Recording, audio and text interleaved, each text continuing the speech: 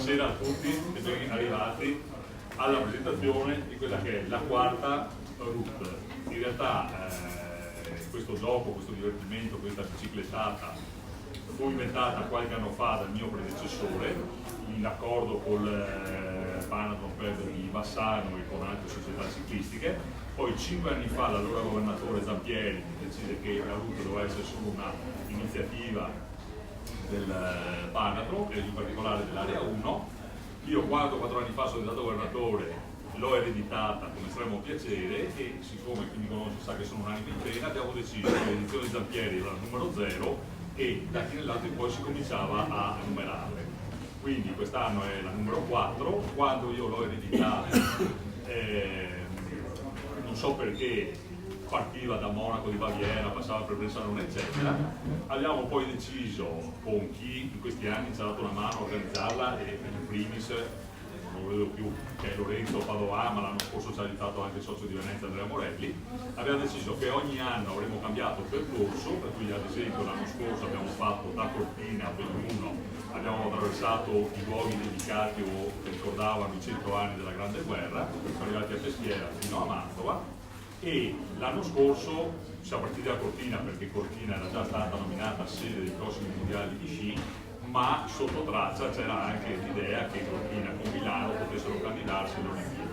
E quindi già l'anno scorso abbiamo deciso che l'edizione 2019, quindi la numero 4, sarebbe stata dal Veneto, da Venezia, da qualche parte, fino a Milano e quindi poi su queste cosucce che così abbiamo messo in pista in questi 12 mesi poi penseremo nel mio successivo intervento. Io adesso dovrei cominciare dando la parola al rappresentante del Distretto Italia Federico Loda, ma è incastrato in autostrada, e quindi passo all'altra autorità importante del mondo sportivo Veneto, che è il presidente Bardelli, che ringrazio perché è la sua prima uscita dal suo rientro dalle ferie, però devo dire che come è rientrato, che ha aperto la porta, ci ha scritto fermi tutti che arrivo, e quindi grazie Franco, e quindi a te la parola. Buonasera a tutti. No, certamente ho voluto essere presente perché mi ha attratto molto questo evento.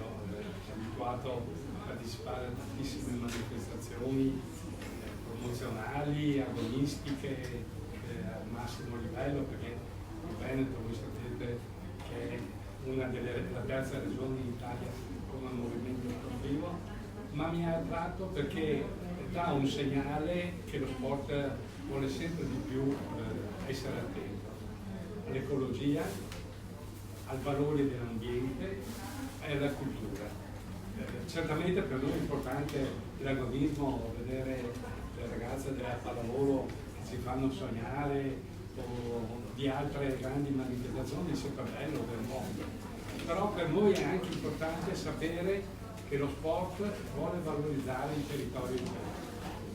E può valorizzare certamente con queste organizzazioni, queste manifestazioni in cui fa conoscere i valori dello sport.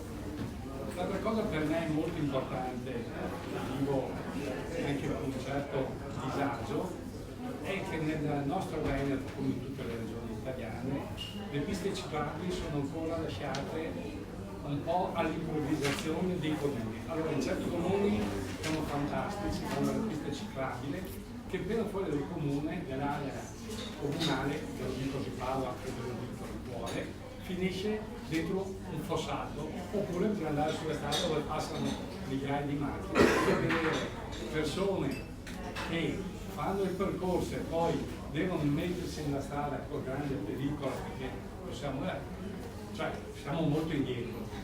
Ci dovrebbe essere un po' più di attenzione, che le piste ciclabili devono essere continue.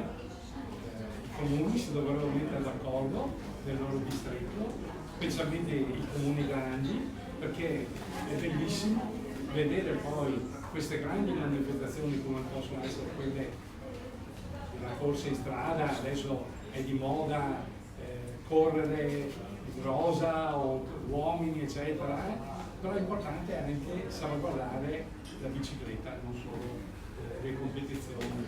Quindi ecco, spingere un po' di più perché ci si faccia carico come enti comunali, provinciali eccetera, di completare le piste ciclabili completate credo che sia una cosa importantissima, perché abbiamo bisogno, vediamo in questo momento l'esplosione di quella ragazza della Svezia che per 13 anni è lei che è riuscita a portare un po' di, come si dice, di conoscenza qual è l'ambiente, cos'è l'ecologia, salvaguardare l'ambiente, eccetera. Anche noi vogliamo mettersi a disposizione proprio per valorizzare e per salvaguardare l'ambiente. Quindi ecco il messaggio che ho voluto dare con la mia presenza è quello di ringraziare il distretto Veneto, area 1. Diciamo area 1 poi io. Racconterò qualcos'altro. Area 1, l'amico Pinellato, è voluto esserci proprio per dare un segnale e su questo abbiamo bisogno, anche attraverso le testate giornalistiche, eccetera, di evidenziare questo problema, quello delle piste ciclabili.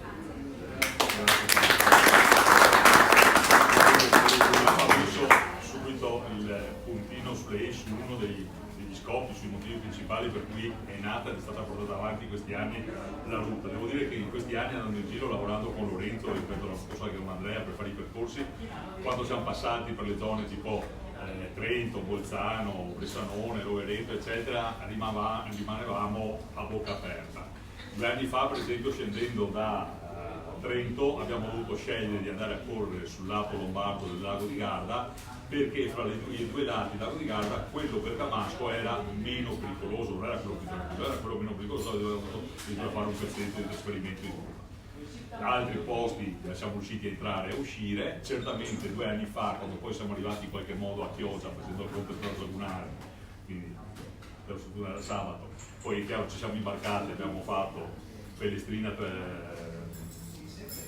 siamo arrivati poi a Malamocco del Veroni, addirittura c'era Luca che ci aspettava e siccome non ci facciamo mai mancare niente, come coincide con la mostra del cinema, siamo schierati e abbiamo sfilato sul red carpet. È anche vero che 2 anni prima, sfilando le idee dell'amministrazione comunale, siamo arrivati sul ponte di Calatrava e siamo fatti la foto in 20 sul ponte di Calatrava, e poi avevamo mandato 5 a distrarre i vigili, noi andiamo sul ponte a farci le foto, poi abbiamo nascosto le biciclette e abbiamo pranzato.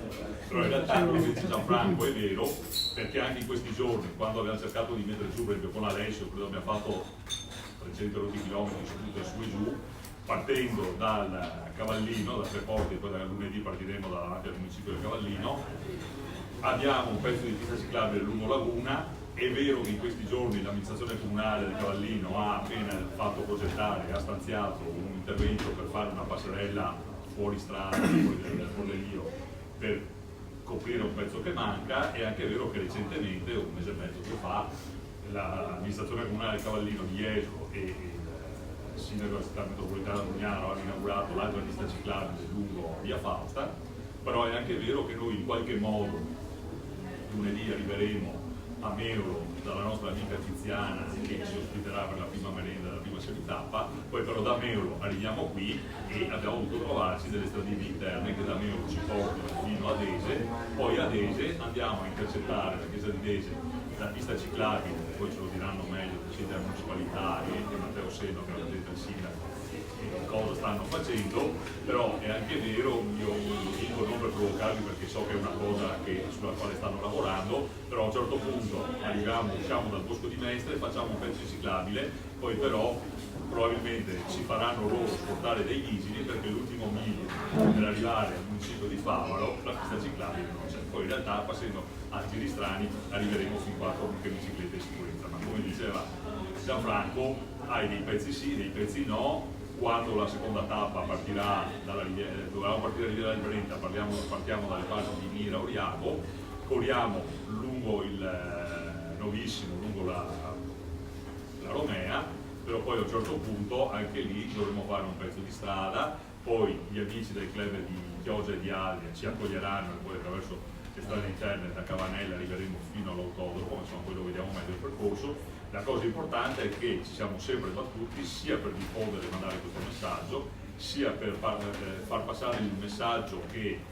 oggi oramai esiste un cicloturismo che può essere una risorsa importante, e quando parliamo di cicloturismo non potevamo non pensare a cosa fa Coldiretti con le sue associazioni collegate Campagna Amica, e quindi cosa vuol dire Coldiretti? Perché Coldiretti quest'anno ci ha sposato, cioè ci ha adottato, e avremo l'onore di avere sulla maglia anche il marchio della Coldiretti. Ce lo spiega la dottoressa Trevisano di Coldiretti Venezia. Grazie. Buonasera a tutti, intanto vi porto i saluti del Presidente di Coldiretti Venezia Andrea Colla e anche del Direttore Pasquali. Siamo lieti di essere partner in questa bella iniziativa e anzi ci complimentiamo. E che dire, noi in molte occasioni siamo sempre stati vicini allo sport, perché crediamo che il binomio sport e sana alimentazione sia vincente, e quindi quale migliore occasione che questa, insomma. Oltretutto il fatto del percorso in bicicletta aiuta a conoscere di più il territorio, e questo è uno degli obiettivi che Coldiretti ha nel cercare di portare il consumatore in generale ad avere più attenzione all'ambiente, anche all'agricoltura, a ciò che è considerato comunque un grande patrimonio. Torno in questi giorni da un viaggio negli Stati Uniti e in questa circostanza hai proprio la visione chiara di quanto sia considerato un bene di lusso ciò che è italiano, quindi a partire dalla moda, dall'agroalimentare, sono davvero considerati dagli altri dei beni di lusso, e non vedo perché noi italiani non dobbiamo essere convinti di questo. E quindi un'occasione come questa rappresenta appunto un'opportunità di vicinanza e di conoscere da vicino prodotti di stagione, perché in questi pit stop i cicloturisti, appunto voi che avete questa opportunità, avrete modo di assaggiare prodotti di stagione, e in questo vorrei anche così sentire la voce di Tiziana, che da sempre è vicina a queste iniziative, agriturismo e fattoria didattica, e subito si è offerta per insomma accogliervi. Quella Tiziana, Sì. grazie. Grazie. Tiziana ha una lunga storia legata ai rapporti fra voi, la vostra organizzazione, la sua attività e il mondo dello sport, perché vorrei che qualcuno si ricordasse quando veniva a sfamare a casa lei i tifosi, le atlete della Reia femminile, quindi è un film già visto, e quindi se continua vuol dire che è una ipotesi vincente. Quindi io ringrazio Tiziana che ci ha aperto da subito le porte anche per questa iniziativa, e proprio grazie all'entusiasmo di Tiziana e alla disponibilità di Elena da una parte e del vostro direttore abbiamo poi creato questi ulteriori accordi e queste sinergie, per cui non saremo solo a fare il pit stop a Mevolo, ma poi, come diceva Elena, avremo altre due occasioni. Io l'altro giorno ho visto le foto dell'ultimo sito. Sono un po' preoccupata. Io sono un po' preoccupato, sei sicura che mi hai dato l'indirizzo sbagliato? Perché poi temo che spenderò qualche denaro, perché è un agriturismo che ha la sede a casa del Lugana. Quindi fate voi, accetto prenotazioni, poi pagate preventivamente eventualmente la fornitura di vino. E aspettiamo i rossi anche Bardolino. Esattamente, quindi siamo in un posto assolutamente incredibile. Io libererei Elena perché so che ha degli impegni qualche volta anche di famiglia, e chiederei a Matteo Senno e a Marco Bellato, che rappresentano da un lato Matteo il sindaco e Marco Bellato la municipalità, se si accomodano qui con noi da tutte quelle cartelline che sono state. Grazie. Giorgio, se mi permetti, in questo momento siamo in diretta Facebook e il gruppo Distretto Italia sono al momento 35 persone connesse. C'è ancora qualcuno che lavora in casa. Allora, io partirei dal padrone di casa, cioè il presidente della municipalità di Faro, anche perché l'abbiamo tirato un po' per la giacchetta con il discorso delle ciclabili, e quindi a te Marco la parola. Innanzitutto buonasera e grazie al Panathlon dell'invito. Noi come municipalità e quindi come ente del territorio siamo particolarmente orgogliosi che la tappa finale, la prima tappa abbia come termine appunto il territorio della nostra municipalità, perché prima il presidente del CONI regionale ricordava l'importanza delle piste ciclabili, e noi nel 13 maggio del 2019, dopo 27 anni che i cittadini aspettavano, finalmente abbiamo inaugurato la pista ciclabile Desel Favaro, e quindi siamo molto contenti che il Panathlon con la 4ª edizione percorra questo tratto di strada che è appunto stato inaugurato quest'anno dopo 27 anni che i cittadini lo aspettavano. Quindi un applauso al Panathlon per aver incentivato questa cosa. È una pista ciclabile molto bella perché tra l'altro è una delle poche che all'interno del nostro comune è in mezzo al verde, tant'è che la TAP prevede anche una escursione all'interno del bosco di Mestre, che è un autentico polmone verde, ma che è anche un fiore all'occhiello sempre del nostro territorio. Quindi queste forme di turismo ciclistico speriamo che diventino anche delle forme di turismo ambientale che coinvolgono sempre più persone. Un'ultima cosa che voglio dire, mi fa particolarmente piacere vedere che all'interno di questa nostra conferenza oggi ci sono molte persone del nostro territorio di Favaro Veneto che amano andare in bicicletta, anche a noi piace andare in bicicletta, quindi veramente è un successo per noi di Favaro Veneto che la 4ª edizione del Panathlon, la prima tappa, abbia termine proprio a Favaro Veneto, quindi complimenti e grazie per averci. Ringrazio il Presidente della Municipalità che ha ricordato appunto che il Bosco di Mestre è un'eccellenza del nostro territorio. Sì. Io voglio ringraziare il Presidente del Panathlon, Fabrizio Coniglio, il Governatore Giorgio Chillato, però vorrei ringraziare anche una persona che fa il lavoro, diciamo, il lavoro scuro e che non vuole mai essere tirato in ballo, che è Alessio Ferronato, che veramente...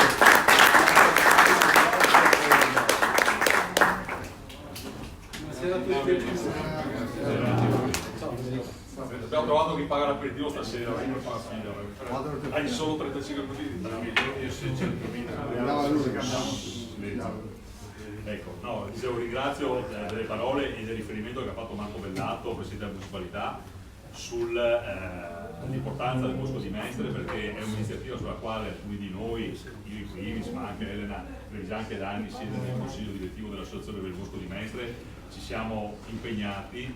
Non so quanti di voi sanno che il Comune di Venezia, proprio per iniziativa dell'Associazione per il Bosco di Mestre, fa sì che il Comune di Venezia sia uno dei pochi comuni in Italia che dà esecuzione rispetto a una legge che dice un albero per ogni nato, cioè da 25-30 anni c'è una legge in Italia che dice che ogni comune dovrebbe impiantare un albero per ogni bambino che nasce. Non so quanti comuni lo facciano, il Comune di Venezia lo fa, diciamo, avendo da anni, da quella volta delegato l'associazione, e se oggi abbiamo questa fortuna, è vero che c'è anche il pezzo della Collinsta Paglia, non togliamo i meriti a nessuno, ma per esempio quanti sanno che all'interno c'è una parte del bosco dedicata a delle vittime dell'Olocausto, c'è una parte del bosco che è intitolata a Zaher, che non so quanti ricordano, era un ragazzino minorenne caduto per strada a San Giuliano, avendo da un camion perché scappava dall'Afghanistan, è finito sotto le ruote del camion e quella volta l'amministratore comunale ha ritenuto giusto ricordarlo. Ma addirittura dove c'è il parcheggio degli ospiti, no, in un'altra vita, quando feci anch'io il consigliere comunale, assieme all'assessore alla mobilità Boraso, facemmo una battaglia perché dove oggi c'è il parcheggio dei visitatori, la ESSO aveva ottenuto il permesso di costruire un istituto. Allora, grazie alla partecipazione dei residenti di Faro, un lavoro importante fatto in comune, siamo riusciti a fermare questo scempio, perché all'interno del bosco ci fosse un distributore. Quella volta, vi ricordo che cosa sono andati a spiegargli al sindaco Cacciari, che ci ha messo un secondo, si era messo a sigare, ha chiamato l'allora assessore e ha detto: Mingani, cosa è sta roba? Poi esiste, non se ne fa.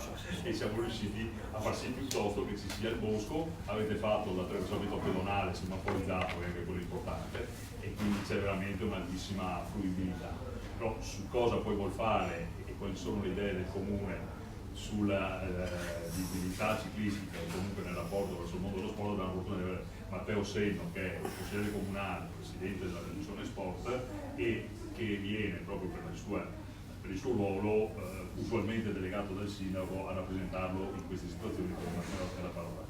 Grazie Giorgio, intanto buonasera a tutti. Porto prima di tutto appunto i saluti del sindaco Luigi Brugnaro, che è appunto il sindaco di Venezia ma anche della città metropolitana di Venezia, quindi ho questo doppio incarico. Sono contento di essere qua questa sera perché col Panathlon, tutti i club, Mestre, Venezia, c'è un lavoro costante e sono sempre attenti quotidianamente a tutti gli impegni e eventi sportivi che accadono sul territorio, anzi sono i primi a spingere per incentivarli e a migliorarli. Quindi sono contento perché lo sport e la mobilità green sono due temi importanti, attuali e sulla quale l'amministrazione sta lavorando costantemente. Sullo sport, per dare dei numeri, lo scorso anno abbiamo investito 22 milioni di euro di manutenzione ordinaria e straordinaria per eseguire tutti i lavori che mancavano. Siamo arrivati 4 anni fa che mancavano i certificati di prevenzione incendi negli impianti che dovrebbero essere obbligatori per legge, li abbiamo messi in sicurezza, li abbiamo ammodernati, abbiamo dato in concessione gli impianti molto più moderni di prima, quindi stiamo facendo un grande lavoro perché crediamo che lo sport non sia solo pratica sportiva ma sia inclusione, sia aggregazione, sia anche imparare a confrontarsi con gli altri, imparare il rispetto delle cose pubbliche, degli avversari, imparare a stare insieme, ma anche imparare a cadere durante una gara, quindi di fronte ad un ostacolo, ma imparare a rialzarsi e lottare forte di prima. Quindi sono valori che vogliamo insegnare ai giovani che nel futuro saranno poi parte della classe dirigente di Venezia, ma di tutto il nostro paese. E questo lo stiamo facendo non solo con le manutenzioni sugli impianti, con la creazione anche di nuove palestre, penso a quella di Via Piscuola che andrà a gara